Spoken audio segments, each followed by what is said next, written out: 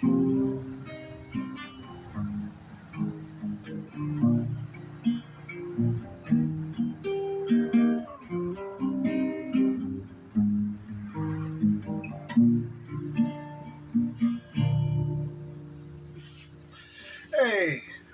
how are y'all doing today? Another great day to be on this planet. Thrilled to be with you today. It is truly my joy. I wonder why I have my guitar with me today. I was going to use it as an example. Oh, have any of you, perhaps some of you have learned to play an instrument or maybe tried playing an instrument and didn't follow through? Doesn't matter. I always suggest at least give it a try at some point. Music is such a beautiful thing. I love music. You could say before I got into enlightenment, my pathway to enlightenment was music. I've said before in another video, there are many pathways to enlightenment. Spirituality is just one of those.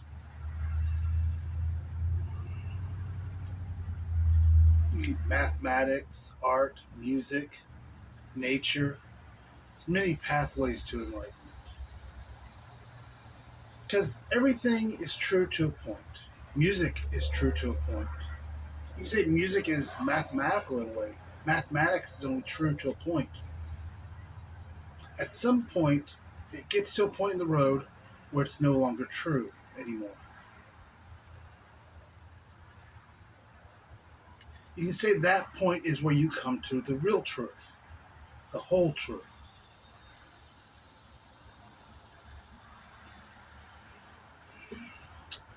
One reason I brought the guitar out, because I want to talk about, maybe some of you have tried learning to play an instrument before, and ask you, what are the ways of learning to play an instrument?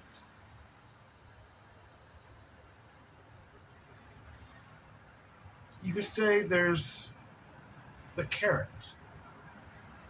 The carrot is what you think you'll be once you can play the instrument, what you think you can do, how you think it will improve your life. It could be a lot of different things. How playing the guitar might get you a girl. It's that carrot in front of the horse. That's why a lot of people will pick it up. And there's another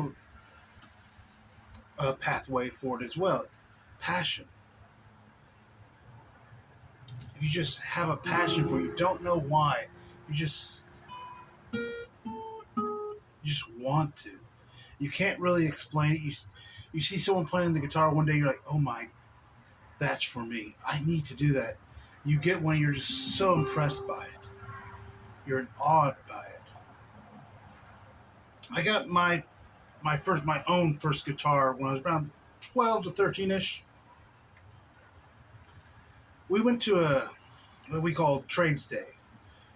It's kind of like a swap meet where a lot of vendors meet up in a field and you can go buy things. It could be antiques, all sorts of stuff. And my mom gave me $20, which for me at the time was a lot of money. And she said, just go, whatever you want to buy, leave us alone, because she could go do her antiquing and look at things she wanted to look at and not be bothered by kids. And I'd been wanting to play guitar for a while. I'd been that kid who had the broom going like this to my favorite Beatles songs. And I came across a vendor who had a bunch of guitars. There were smaller guitars like this one, not very nice. It was a $20 guitar, not the highest quality guitar in the world, but it was perfect for me at the time. And I was like, oh wow! And I saw the price; it was exactly what I had.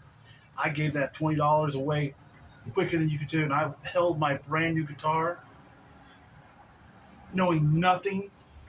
Didn't know how to tune it, didn't know a single chord, didn't even know you were supposed to tune it. Take the truth. I remember getting that guitar home with me, and that night I wrote my first song. It wasn't anything great. I think it was just a basic verse and part of a chorus. It was like two notes for the.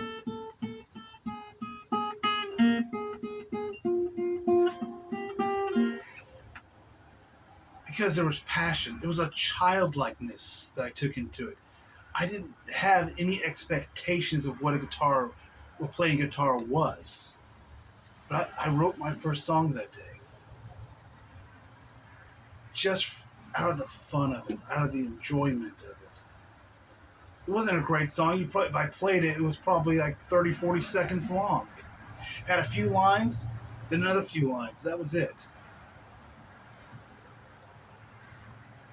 But that's what it was for me. That was passion. You say music in my younger years was my passion. I loved it. It's what obsessed me. I'm the kid who had all the guitar posters on his wall. I read all the guitar magazines. Did all that. It was fun. Just because I enjoyed it. But I didn't do it with any expectation. There was that childlikeness. I didn't like, oh, I'm going to do this, get famous, get rich, and get in a band. No, it was just me going.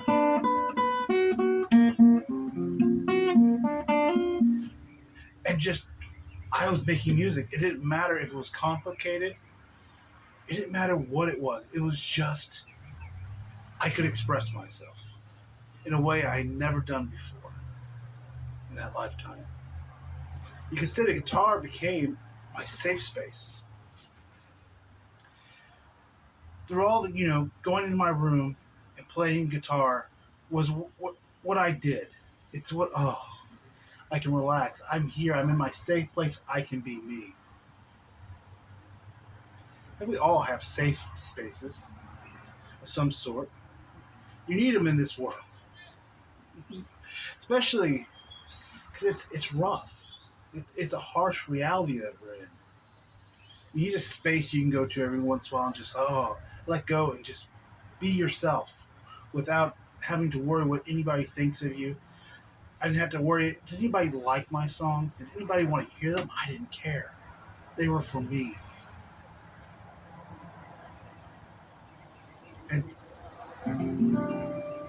to any musicians out there, I know the guitar's out of tune. I didn't do it. Just getting ahead of you. I don't care. It's okay. Because the thing about the guitar is I don't play it very much anymore. Because one thing, when you go into your realization, you're going to notice a lot of your human passions kind of fall away.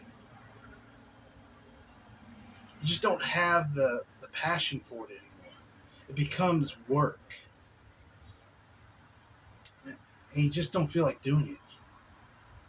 Because when you go into enlightenment, you really only have one passion, and that's enlightenment. It's the passion of the soul, the I am. It comes in. It's like a singular passion. Everything else can be fun for a time, but it just doesn't hold anything for you anymore. I can remember going to the guitar and just it not being the same anymore. And little by little, I just went back to it less. And at times I'd go 6 months without even touching it, not even playing it. Then I'd come back and the one day I'd just, I'd like to play guitar today. I'd do it. I'd play it for that day, and then I'd be done. My fingers would be hurt because they weren't. I lost all my calluses.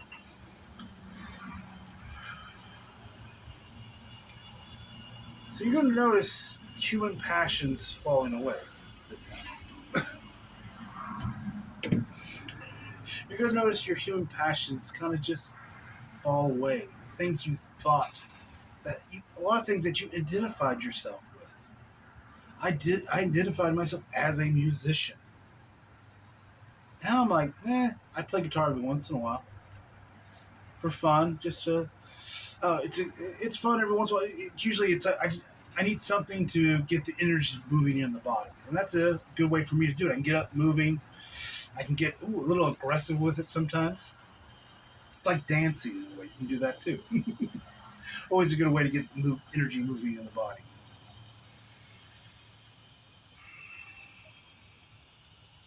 Let's go back a little bit. Because I asked in the beginning, what are the two ways to learn to play the guitar? One was the carrot of an expectation of what it's going to be like, and you work, you strive, you try to get to that carrot. The other is just a childlike passion without any expectations in it. You just have this desire within you, this passion, this joy that just floods out of you. That carrot is happiness. You can say happiness is just the carrot in front of the horse. Getting it to walk one step at a time, trying to reach this illusionary thing, this made up, this mental, limited expectation. And it can work. A lot of people have learned to play guitar about it that way. You'll hear a lot of music say, "Oh, I only played guitar because I thought I'd get girls." But usually I find their music doesn't have an essence to it. They don't have a true passion. It's very mental and limited in their style of playing. You can tell someone when they're playing from the mind and when they're playing from the heart. You can really tell. There's an energy. There's a different type of energy. Because you can even look at it this way. Right now they have AI, artificial intelligence. They have them writing songs.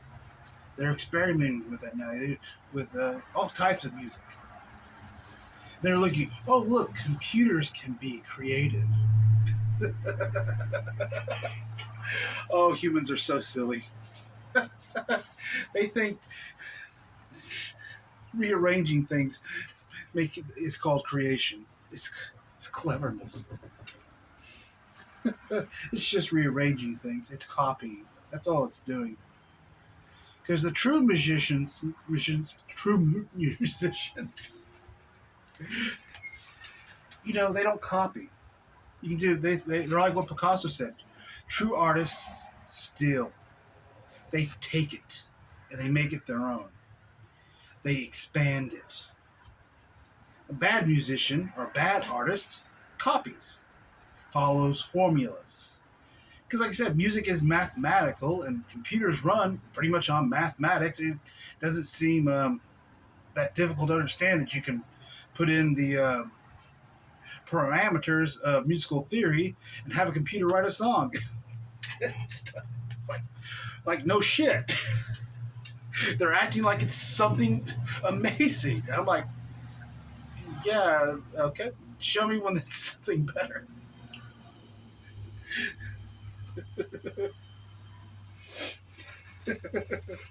I love silly humans.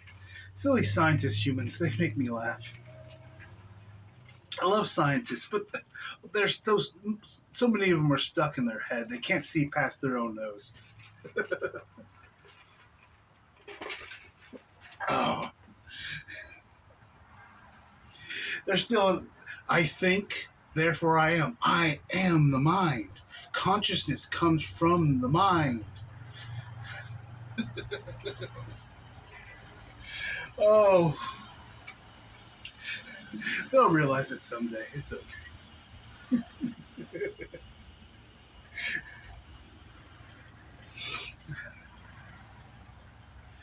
Oh, I do find it so hilarious. So beautifully hilarious. So.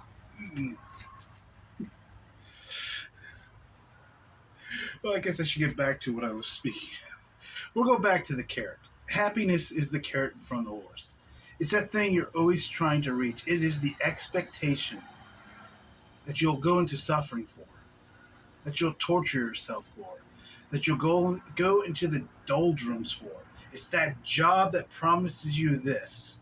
If I have this, then I'll have this life, and then I'll be happy. But it's just a carrot. Even if you ever actually catch up to that carrot, couple bites that's gone, it just doesn't last. And there's always has to be a new carrot and a new carrot.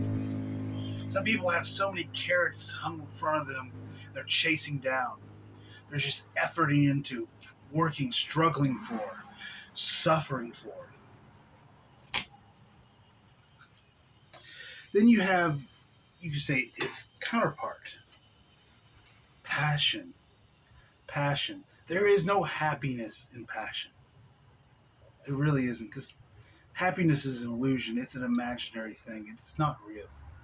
Think I'm happy? Oh, I wouldn't want to be. I'd rather be in joy. Because happiness is based on expectation. It's based on what you get. It's based on what reality tells you should be, in a way. Passion, I like to look at it. You can say if happiness is the carrot in front of the horse, passion is like you're on a small little rowboat on a stream. And passion is that water pushing you forward, gently just down the stream. Merrily, merrily. It's effortless. Because when I was a child and I started to play guitar, I never thought it was work. I never thought it was hard. People always, oh, it's so hard to lose. I'm like, oh, it was easy. Because I loved it. It didn't matter that my fingers hurt. It didn't matter if I didn't know any chords. It didn't matter if my songs were three little notes, ding ding ding ding ding ding dong dong. I was in love. I was infatuated. I enjoyed it. I was super. I couldn't wait to come home from school and pick up my guitar and just play it and make new noises. Try out different effects and distortions and wah-wahs and all that kind of stuff just to see what it did. It was a constant going into new. It was an exploration. It was a great time of my life. So you say passion just kind of carries you with it. It's effortless. That's why you know if you're in a passion, if you're following your passion, is it effortless? Do you not care what they expect about the outcomes? Because if you're just worried about the outcomes, that's just happiness. It's fleeting. Because passion, you're just joy in the moment, no matter what happens. You can say that's why I say these videos are a passion. Because it's a childlikeness. I'm exploring. I'm having fun. I've never done this before in this lifetime. I've never spoken to a camera. It's all new. What am I going to say next? How am I going to mess up that next word? It's all exciting. How long will it take people to notice I only own like 8 shirts? I kind of gave it away, but maybe if you watched all the videos in order, you would have realized it.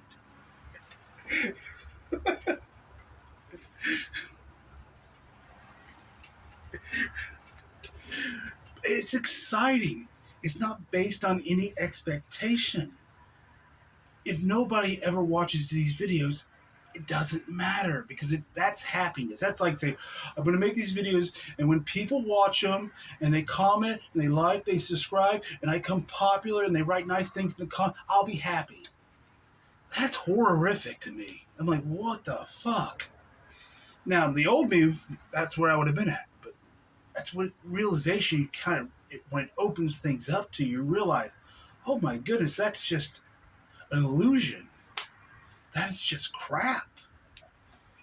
Why would I want to be happy tomorrow when I can be joyful today?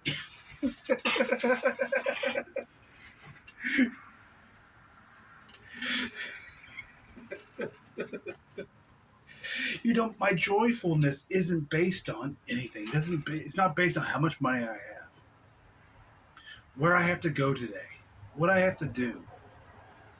My joyfulness is just there. It's just a passion for life. And it's exhilarating. Because I like you, so used to chasing that damn carrot. It's an adjustment that goes on. You're like, oh shit, I don't have to chase carrots anymore. Oh wow. It's like, at first you're like, what the fuck? Then what do I do if I don't have to chase anything anymore? What what pushes me forward? Then that's the passion comes in. Passion, you just follow it. It's the soul's passion. Passion that you say that I am feels. You say you're feeling into the most passionate potentials right now when you get to this point, and you're just following them. And passion is beautiful because it's not singular. It's not limited. It doesn't stay the same. It's going to change. It's going to expand. Like right now, my passion is this. This is, well, you can say one of my passions is having this communication. Is having a conversation. That's why I said earlier, I don't really consider myself a teacher because that's not my passion at the moment to teach. I can feel that. I can feel the energies of the two. I feel them like, no, conversation feels right. I can feel the passion for that. Teaching, maybe the river will expand. Maybe it will flow into a different channel or whatever. And it'll change. Maybe in the future I will teach, maybe not.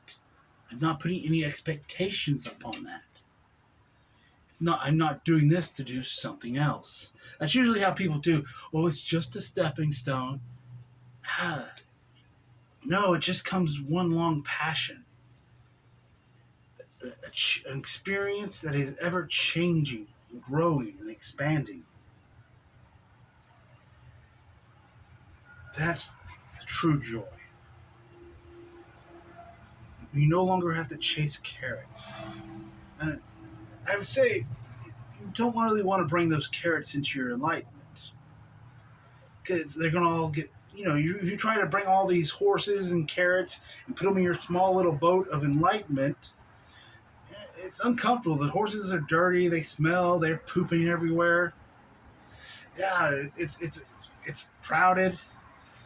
So one by one, these horses are going to have to be, and their carrots are going to have to, you're going to take the carrots and throw them to the side of the river, push the horses off, and get rid of them. One by one. Don't worry about the horses, they can swim. They'll be okay. It's metaphor anyways.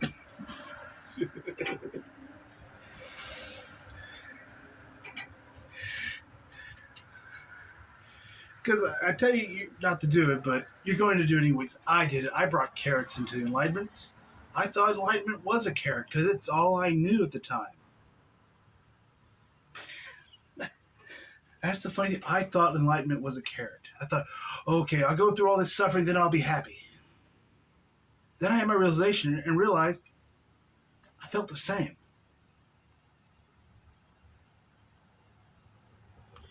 That made me, and I thought, did I do something wrong? But there was this knowingness, the gnosis. No, you didn't do anything wrong. You're enlightened. You realize, why do I feel like shit? Why does everything off? Because, once you have the realizations, the energies come in to serve you into that expansion of consciousness. And that's when real things really start getting fun. You start stripping away some of those old belief systems that are really at the core of everything. You start to have realizations. One of those realizations is happiness is an illusion. It doesn't exist. It's a made-up thing. You can say happiness. This it's kind of creates a euphoria of some sort. The brain actually creates a chemical in the brain, so it's kind of like you're drugging yourself when you're chasing happiness. It can feel good.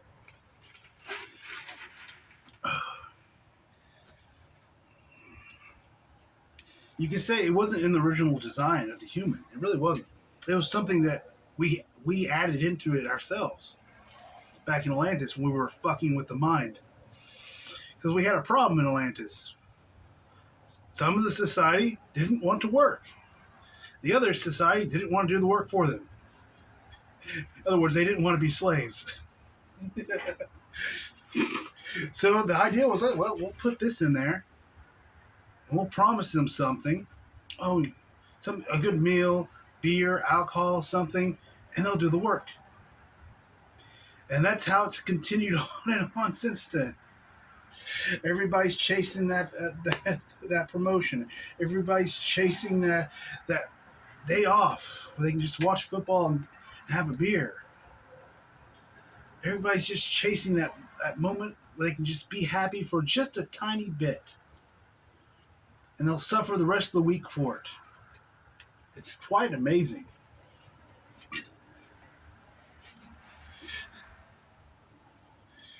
I don't know. I think some people have too much high opinion of Atlantis. We had a lot of problems. I know we get into it, but probably not in this video. I'd probably skip over it. It's not really that important. It really isn't. Sometimes it's just a distraction. I think there are good distractions, and there's distractions that are not bad, but they kind of derail you quite a bit. Conspiracy theories are one of those distractions because they're just filled with victim energy. It is. I'm a victim. This overpowering, super secret group of whatever the fuck it is. There's all kinds of them. They're victim mentality bullshit. If I give you any advice, let go of conspiracy theories. It won't do you any good. It doesn't matter if they're true or if they're not. It really doesn't. Because if energy is serving you, it doesn't matter what they want or what they'll do. Because it really doesn't. They're coming from a sense of power, a sense of control, even if they don't exist or do exist. I am neither denying... What is the saying? I'm neither denying... It's those classic... I'm not saying it's true or it's not. Because, there's some truth and there's some of it's made up. And we're not going to go through and explain it all. I'll say this much. What's that group called? The Masons. God, please, let them be. They're fucking harmless as can be. How much crap those guys get? Yes, at one time it was a very popular group for certain types of people who had incarnated and were doing very important things and very important work, but they since left, and it's kind of a shell of itself, really. It's a fucking male social club now, where people go to meet contacts for business, mostly. It's harmless. It really is.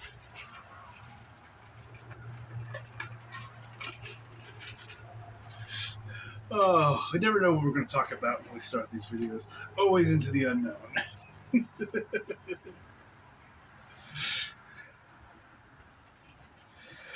Oh, anything for a good distraction. Like I said, there's things that, if it's victim energy, it's not a really good distraction. Usually a good distraction is doing something for yourself. Giving yourself a break, a rest, pampering yourself is a great distraction. Going to a nice restaurant.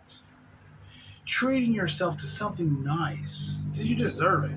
Come on. But just taking care of yourself. That's the best thing you can do for yourself, is take care of yourself.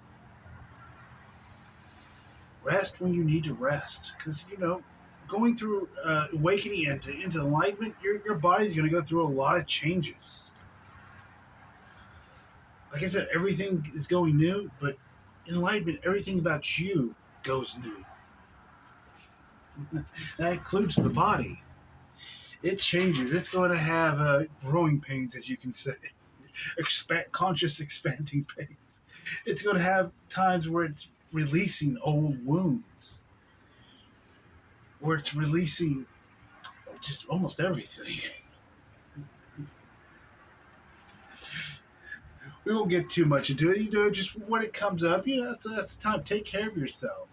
If you feel like you need to go see a doctor, go see one. You do not have to be afraid of doctors. They're not out to get you. Trust me, I just had a tooth removed. I didn't feel like, oh no, doctors are evil. I can't take their medication. So I'm like, no, I'll take that medication. Yes, get rid of that old tooth. It needs to go.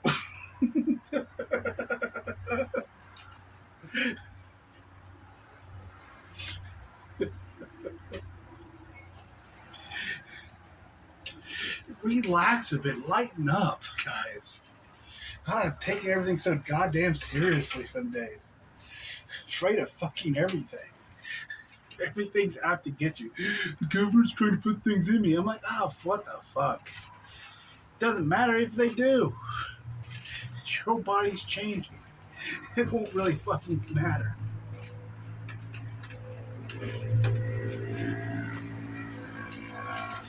Oh. I'm about to piss some people off. I love pissing people off. Oh, feels so good. This is a passion. Oh, I smoke because I love to. I don't have to be afraid of it. But it doesn't mean you have to go out and do it either. It's your choice.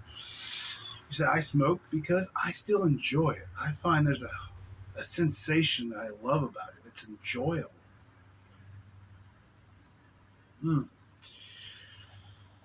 Oh, tobacco. When I ever do leave this planet, this will be one of the things I miss. Come on. I don't do, you can say, I don't drink. It's not because of religious reasons or moral reasons. I just never cared for it.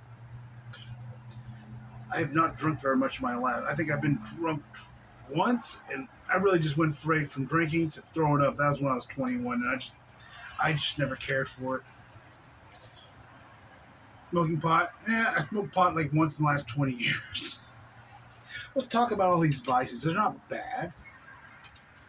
It's just, some things I enjoy. You can say I started smoking originally because I thought it was cool. I was trying to blend in. I was a musician. I was trying to blend in with I was like wallflower, anything to fit in. But then I found I liked it. I quit once quite a few years back because I thought I was supposed to quit because it was supposed to be healthy, supposed to be good for you, and I quit for a few years. Then I found myself just wanting to smoke again. Yeah, there we go. Now there's going to be, you can't be a master because you smoke. If that's what you want to believe, go ahead. We're just having fun today. I'm so excited. I'm such in joy.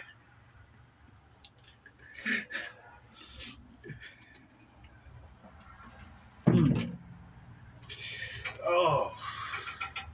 So we were talking about stuff before I got distracted and decided I wanted to have a cigarette. It was passion versus happiness.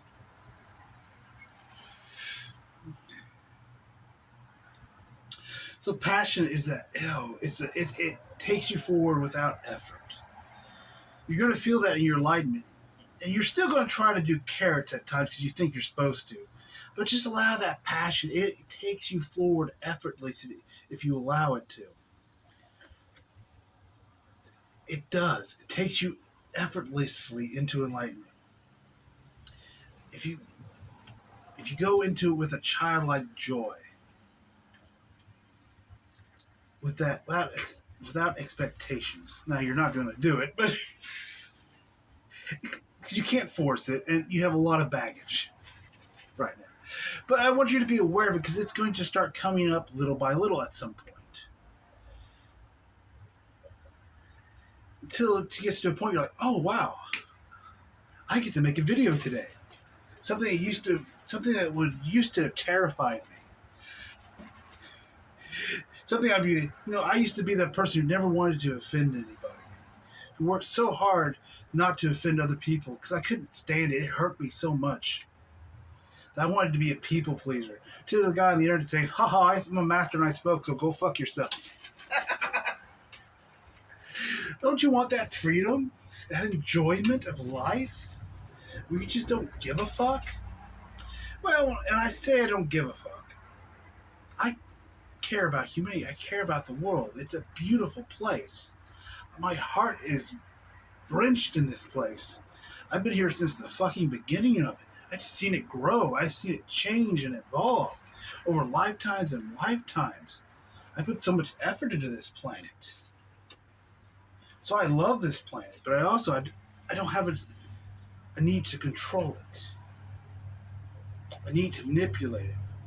No, some of you will understand if you're a child and you have parents who manipulated you, controlled you. They want you to play this sport or do this hobby or be this, study this, because that's what they want to do. They want you to be like them. They want you to be like this certain person. That's what it's like. You're being. It's if you were to control the planet, it's kind of like taking something, just taking its freedom away. It's suffocating it. Ew. I would never do that. I love this planet so much that I don't give a fuck. You can say, I love it so much, I don't have to give a fuck anymore. I can say, I love you without any expectations. My compassion for this planet is so much, I will love it no matter which path it walks down, no matter what choice it makes in the future, no matter what happens on this planet, my love will still be there. It will not be changed. It's that compassionate love, that unchangeable love. That's not based on any expectations. Isn't that what all children really want? Just that compassion to be accepted who they are, so they can grow, so they can find themselves and explore different things. Yes, they might explore something and find out they don't really care for it. And they'll change. Yeah, you'll see that in a lot of children. They'll go through different phases. The Earth's doing the same thing. It's growing up. It's going through its phases. Who do I want to be when I grow up? It's starting to ask those questions. And it can be kind of comical at times that, I did silly things when I was a teenager. I tried out different ideals, different personas. Who do I want to be? Who am I? Who do I think I am? And then finally, you come to the realization, you throw them all away, and like, oh, I'm just me. I can be anything. I am potential. I am full of potentials. I am limitless potentials. I can play and act and be anything I want. I can be the cigarette smoking master who tells you he don't fucking give a damn. And laugh about it. Oh.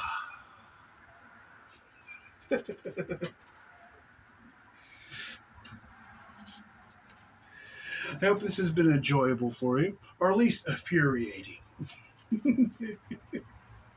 If it's triggered you, that's okay. Take a deep breath and allow it. And just be okay with it.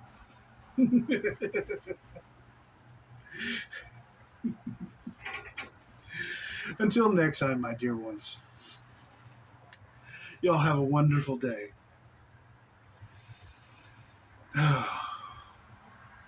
That's all there are, wonderful days. Truly been a pleasure once more.